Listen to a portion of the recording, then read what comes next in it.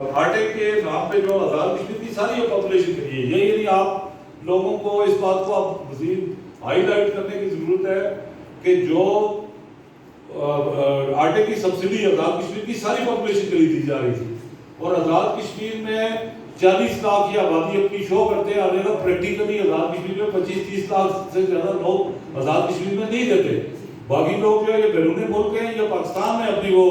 جب ان 20-25 لاکھ لوگوں کے نام پہ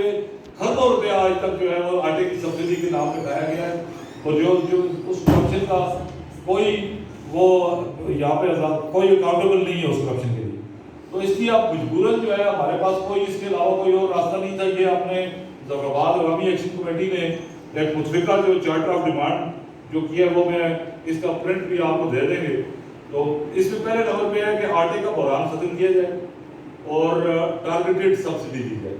جو آزاد کشمیر کے منسٹر اور مہذب ملک کے جو وزیر اعظم اور جو آئی ایف ہیں ان کو تو آٹے کی سبسڈی کی ضرورت نہیں ہے. جو غریب لوگوں کو جو 20-25 لاکھ سے زیادہ آزاد کشمیر کی آبادی نہیں ہے ان سب کو بھی اگر دی جائے تو پھر بھی کوئی مسئلہ نہیں تھا. لیکن اگر یہ ان کے لیے پاسبل نہیں ہے تو ٹارگیٹڈ سبسڈی جو ہے وہ لوگوں کو جو بلو پاورٹی لائن جو لوگ ہیں ان کو آٹے کی سبسڈی کا دی جائے اور پچھلی کرپشن کا حساب کتاب کیا جائے. لوگوں کو پتہ چلنا چاہیے کہ آزاد کشمیر کے غریب لوگوں کے نام پہ آٹے کی سبسڈی پہ کس نے جو ہے یورپ میں اور امریکہ میں اپنی پراپرٹیز بنائی. دوسرا جو ہے سستی بجلی اور یہ یعنی جو آزاد کشمیر کے اوپر پاور جنریشن ہو رہی ہے اور ان لافلی انوائرمنٹ کے laws human rights fundamental rights کو وائلیٹ کر کے جو یہاں پہ پروجیکٹ بنائے گئے اس کے بعد جو ہے پھر بھی جو ہے وہ آزاد کشمیر کے لوگوں کو اس بجلی کا کوئی فائدہ نہیں. تو یہ جو ان شیڈیولڈ اور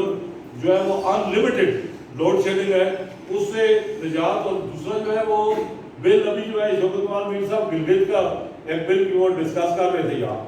تو وہاں جو ہے وہ بجلی کا کیا ریٹ ہے اور ہمیں کیا دیا جا رہا ہے. یہ سبسیڈائزڈ بجلی اور پہلے تو جو ہے معاملہ ڈیم بنتے وقت اس وقت وہاں پہ یہ بات کی گئی تھی کہ لوگوں کو بیدار کرتے وقت کہ آزاد کشمیر میں لوگوں کو مفت بجلی دی جائے گی. اگر جتنا بجلی سے جو ہائیڈرو پروجیکٹ سے جتنا یہ کما رہے ہیں اس میں تو آزاد کشمیر 350 میگا واٹ تو اس میں کوئی حیثیت ہی نہیں رکھتا. یہ اگر ٹوٹل آزاد کشمیر کے لیے بجلی فری کر رہے ہیں